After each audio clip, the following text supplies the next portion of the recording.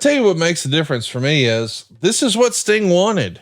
Like we see so many guys have their last match, and it's not really where they know it's their last match. Like I had a conversation with somebody a couple of years ago where, like, even a guy like Norman Smiley, like he's now with WWE and working at the Performance Center and helping pass that knowledge down to the next generation. But I bet when Norman had his last match, he didn't know it was going to be his last match. It was just his last match. And then he had this WWE opportunity and he went to it, and that was it. Other guys we see, hey, we know it's going to be their last match, but they're not really allowed to pick the groceries, to use a Bill Parcells line. And Kurt Angle always comes to mind. Kurt Angle was out front saying he wanted to wrestle John Cena in his last match. Vince had other ideas. It wound up being Baron Corbin.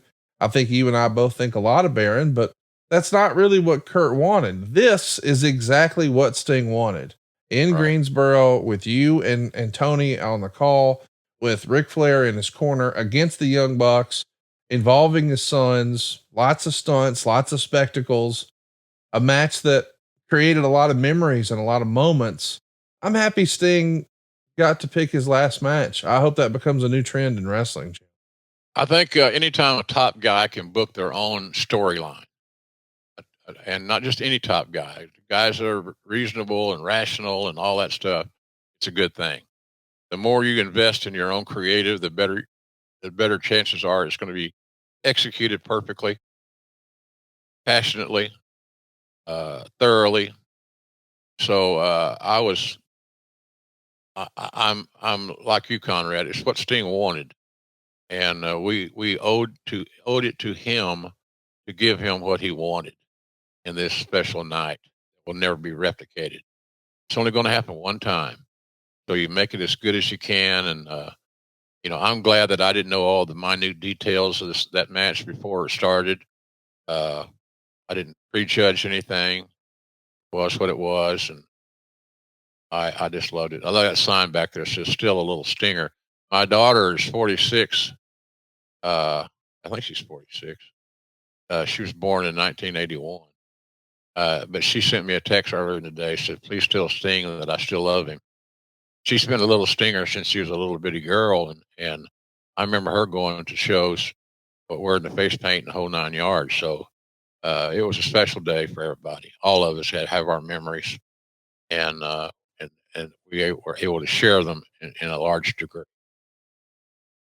It was a special moment. We know that once the pay-per-view went off the air, Sting got on the mic and had a few words and thanked a lot of people. Tony Khan came out. He gave a shout out to Tony Schiavone, who came and did It's Sting one last time. I mean, this was a special moment. When it was all said and done, did you feel like, we had done right by the Stinger? And did you see the press conference where, it was sort of hinted at that maybe Tony wants Sting to stick around with the company in some capacity, but Sting felt like, I don't really want to be an agent and I don't really want to be an on-screen manager. What'd you think of that? And do you think we'll see Sting again? I think we'll see Sting again. I just don't know in what role, but it'll be a role that he's comfortable with and that he wants to do. And I think that's all that matters. Tony Khan's very accommodating in that regard. My own situation notwithstanding, he got me on the show. He got me in a place where I could do what I think I do best. That's call a wrestling match, and that was good for me as an individual, as a performer. And I think Sting will be, when the right thing arises, we'll see him again. But I don't think we'll ever see him again as an active wrestler. I think that ship has sailed, and I think that's a good thing. A retirement should mean a retirement, and he's the old school soul that will, I think, speaking of Sting, that will want to see that through in that regard. Did great. Days come and gone, and it's all just remember it and enjoy it, and love it, love him. I don't know of any wrestler that I've been around, and I've been doing this 50 years, and I don't think I've ever met anybody that was as well loved, respected as Sting in our business. Period, and that covers a lot of ground.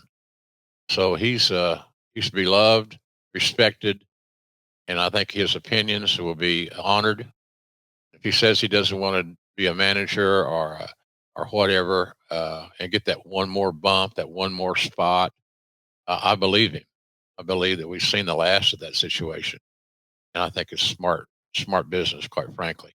That we've taken a lot of chances with him at his age and his experience level, and so maybe it is time just to move on and just love the memories, love the legacy of this amazing human being.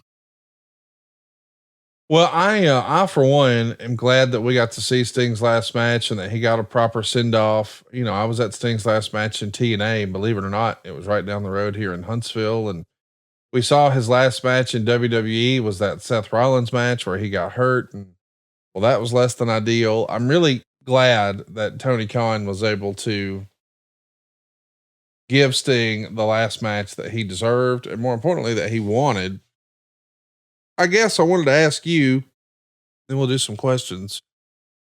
Did you expect Sting to win his last match? Because I know there's the old school mentality that says, "Oh, you always lose on your way out." But to me, if he lost his last match, man, I can't imagine the feeling in the building. Like, you want him to retire undefeated and win his last match. I can't imagine any other way. To me, there was no other way. And I never even considered, maybe there's a time or two in the latter stages of the match that I thought, well, maybe they're going to throw us a little curveball here, and Sting's going to do the honors in his last match for all the right reasons. But I'm glad it didn't happen that way. It happened the way that I would have booked it if I were doing it.